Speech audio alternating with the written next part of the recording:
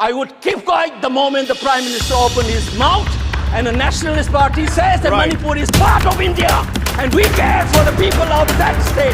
The hurt, the anger has thrown a nobody like me to be part of this temple of democracy. Beating the BJP cabinet minister, think about the pain.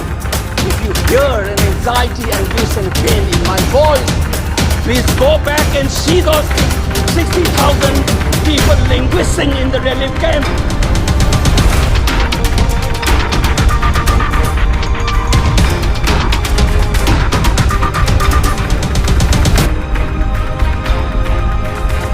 On a troublesome moment in the history of India that has never happened, called the tragedy of Manipur, which is sought to be silenced by the government. And it is an irony that such an important matter which is sought to be silenced gets an opportunity as the midnight hour approaches. And this reminds me of the fact that people in my home state, the time is 2 hours ahead of Delhi. And we have been dancing on the tune of Delhi and the time that is supposed to be approaching 12 at the moment. People like Janu Barua and others have demanded for years that Northeast should have a separate time zone. Only then you will be able to live with dignity and a sense of well-being. The kind of priority that I can sense is this moment that I get a chance to speak. Mr. Speaker, sir, I'm just trying to, Mr. Chairman, I'm drawing your attention to the absence of Manipur in the President's address.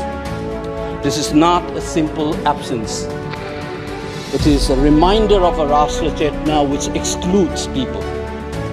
You must realize that more than 60,000 people are languishing in relief camp in wretched conditions for the last 1 year. If anybody is read partition of this subcontinent, which I have done, associated with a research project, we have interviewed more than 1,500 survivors of partition of 1947, and you are witnessing the same thing. People are living in wretched conditions that I cannot even mention here. 60,000 people homeless is not a joke. 200 plus people died. And there has been a civil war-like situations where people are armed to the teeth and roaming around and fighting each other, defending their villages. And the Indian state is a mute spectator to this tragedy for 1 year. I must remind this House that each and every square centimeter of Manipur is covered by a central armed forces. It is one of the most militarized areas in this country where you have more armed policemen than the civil police, besides the armed forces of the Union. Despite this, how is that 60,000 people were rendered homeless and villages in thousands were destroyed? And yet, our Prime Minister remained mute, not even a word. And the presidential address did not even mention that. And I said that this silence is not normal. It is a reminder of the fact which many scholars have said, that there is a continuity between colonial and the post-colonial period. Today we are observing a day where we begin a new criminal laws seemingly discarding the colonial heritage. But as Ashish Nandi says, colonialism is a state of mind. It is a psychological phenomenon. It is an outlook, the way you look at the people, the way you look at the world. And the fact that this continuity is shown by neglecting the tragedy of a state which is the 19th state of the Union. It is amazing to see that I get an opportunity as the midnight hour approaches to register this anguish and this hurt of the denial that this country has meted out to its own citizens in the state of Manipur. I must ask these questions to the House. Is this silence communicating to the people of the Northeast and Manipur in particular that you don't matter in the Indian state scheme of things? Major Lysam Jotin, who was awarded Ashok Chakra while grappling with suicide bomber, was a Manipuri. Who was awarded Ashok Chakra. You are dishonoring his own state.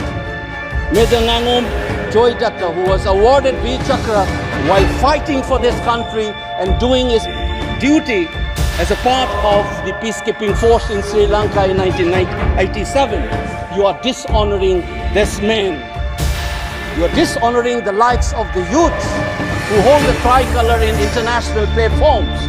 The likes of Mary Kom, Sarita Kunjarani and Mirabai Chanu. You are saying that you don't matter in this country. Your state doesn't matter in this country. You are also saying that the likes of Ratan Tiam, the icon of the culture of this country, Harivansh Sham Sharma, don't matter in this country.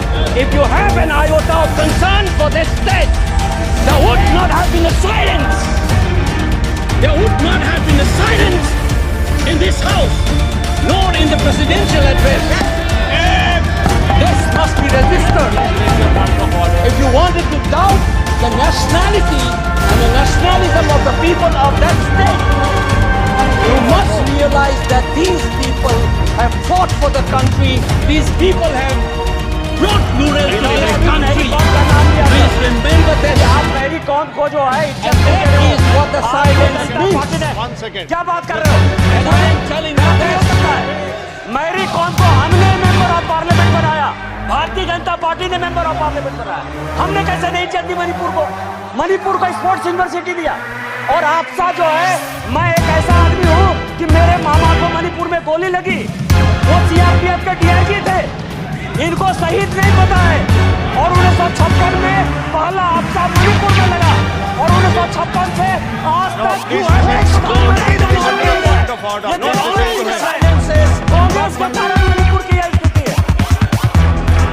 5 years after independence, can you negate this fact?